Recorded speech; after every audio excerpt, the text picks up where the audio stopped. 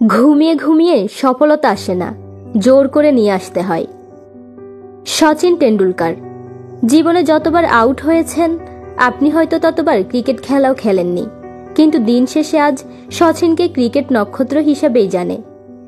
Mark Zuckerberg তার girlfriend যখন সকল সোশ্যাল সাইট থেকে ব্লক করে দেয়, তখন সে জেদ করে সবচেয়ে বড় সোশ্যাল সাইট ফেসবুক বানিয়ে ফেলে, যার মাধ্যমে সে ওয়ার্ল্ডের টপ 5 রিচম্যানদের একজন।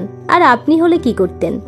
শেভ করা ছেড়ে দিয়ে সিগারেট টানতেন আর বলতেন, বেঁচে থেকে লাভ কি বল, তোকে ছাড়া আর।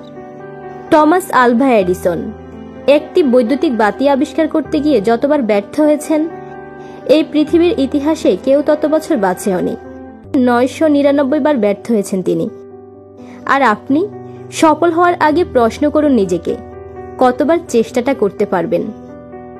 সাইকেল গ্যারেজে কাজ করার রাইট ভ্রাতৃদ্বয় প্ল্যান করে যতবার চেষ্টা করে করে বিমান ওড়াতে ব্যর্থ হয়েছেন, আপনি ততবার প্ল্যান করে পাখির ওড়াও দেখেননি। তবু তিনি বিমানটা আবিষ্কার করেই ছাড়লেন।